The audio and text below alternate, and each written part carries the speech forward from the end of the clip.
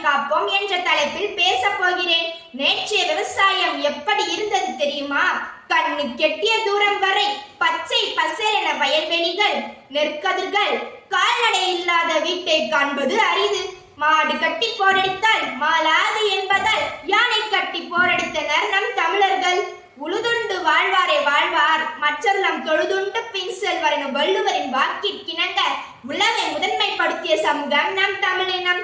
வறட்சி, வெள்ளம், இயற்கை சீற்றத்தால் தான் மட்டும் அழிந்து போனாலும் நெல்மணிகளை காக்க வேண்டும் என்பதற்காக ஆலயங்களில், கோபுரங்களில் சேகரித்து வைத்தனர் நம் முன்னோர்கள். அப்படிப்பட்ட விவசாயம் இன்று எப்படி உள்ளது தெரியுமா? ஊருக்கே சோறு போட்ட விவசாயி தன் வயிற்றிற்கு சோறு இல்லாமல் தவிக்கும் அவல நிலை.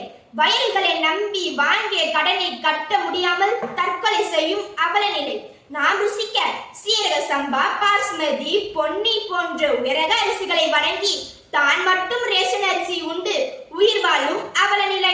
ஒரு தாய் தன் குழந்தையை பேணி காத்து வளர்ப்பது போல ஒரு உழவன் தன் பயிர்களை பேணி காத்து நம் கையில் ஒப்படைக்கின்றான். மாதா, பிதா, குரு, தேவ் என்ற வரிசையில் மாதாவுக்கு நிகரான விவசாயிகளை இடம்பெற வைக்க வேண்டும். அப்படி தாய்க்கு நிகரான விவசாயிகளை நாம் என்னவெல்லாம் செய்கிறோம் தெரியுமா? எலிக்கறி தின்ன வைத்து கழுத்தில் மண்டையோடு மாலை அணிந்து தெருவில் நின்று போராட வைத்துள்ளோம். இதற்கெல்லாம் என்ன காரணம் தெரியுமா? என்று நமக்கு சோறு போட்ட நிலத்தை கூறு போட்டோமோ என்று இயற்கை விவசாயத்திலிருந்து மாறி செயற்கை உரம், செயற்கை பூச்சிக்கொல்லி என பயன்படுத்த ஆரம்பித்தோமோ என்று இயற்கை விவசாயத்திலிருந்து மாறி காங்கிரீட் கட்டிடங்களாக மாற்றினோமோ அன்று பிடித்தது தலைவலி. ரியல் எஸ்டேட் என பெயரில் கொஞ்சம், அடுக்குமாடி கட்டிடங்கள் என பெயரில் கொஞ்சம், சாலை விரிவாக்கம் என பெயரில் கொஞ்சம் என்று விளைநிலங்கள் கூறு போடப்படுகின்றன. இதில் எப்படி உலகன் உயிர் வாழ முடியும்? என்னதான் தொழில்நுட்பத்தில் முன்னேற்றம் அடைந்தாலும் பசி என்றால் பணத்தை சாப்பிட முடியும். பணம் சம்பாதிக்க 1000 வழிகள் உள்ளன, 1000 தொழில்கள் உள்ளன. ஆனால் உணவு சம்பாதிக்க ஒரே வழி, அது விவசாயம் மட்டும்தான்.